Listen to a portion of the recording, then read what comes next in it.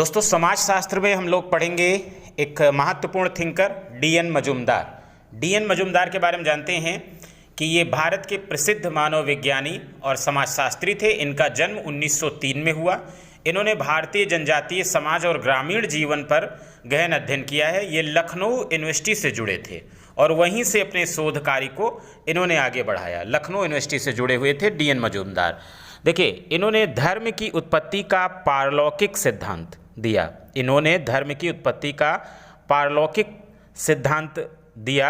कहने का मतलब है, आप कह सकते हैं कि जो धर्म की उत्पत्ति का पारलौकिक सिद्धांत है वो डीएन मजूमदार भी जुड़े रहे हैं और साथ में और लोग भी रहे हैं। जैसे कार्डरिंगटन मैरिट के साथ डीएन मजूमदार भी जुड़े रहे हैं धर्म की उत्पत्ति का पारलौकिक सिद्धांत में।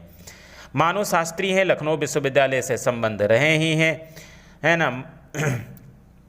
साथ में याद रखिएगा कि लखनऊ विश्वविद्यालय में वास्तव में 1951 में मानव शास्त्र का शुभारंभ हुआ था।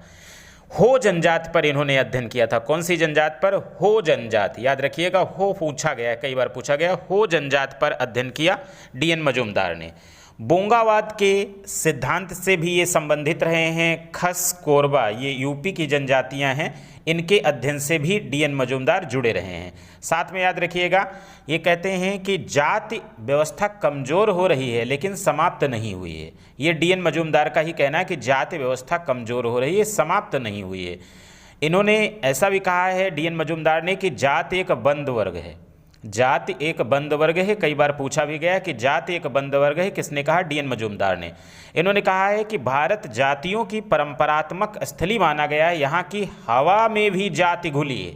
डीएन मजूमदार ही कहते हैं कि भारत जातियों की परंपरात्मक स्थली माना गया है, यहाँ की हवा में भी जाति घुली है। कौन कहता है? डीएन मजूमदार। साथ में याद रखिएगा कि जनजातियों के संदर्भ में सातवीकरण की बात जीएस घुरिये भी करते हैं और डीएन मजूमदार। जनजातियों के संदर्भ में सातवीकरण की बात कौन करता है? डीएन मजूमदार और जीएस घुरिये दोनों बात।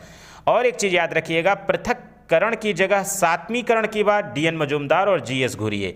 एक और कथन है जो बहुत बार पूछा गया है कि जिस प्रकार टूटी अंगुली प्रतिस्थापित की जाती है ना कि संपूर्ण हाथ, उसी प्रकार एक जाति का दूसरी जाति द्वारा शोषण और इसी तरह से हानिकारक बुराइयों को समाप्त किया जाना चाहिए, ना कि समूची जाति व्यवस्था का। कौन कहता है? डीएन मजूमदार। यानी जाति व्यवस्था में जो प्रॉब्लम्स हैं उनको दूर किया जाए, बाकी पूरी जाति व्यवस्था को ना समाप्त किया जाए, ऐसा डीएन मजूमदार कहते हैं। जैसे मान लीजिए हाथ की उंगली टूट गई है तो उस उंगली का इलाज किया जाए, ना कि पूरा हाथ काट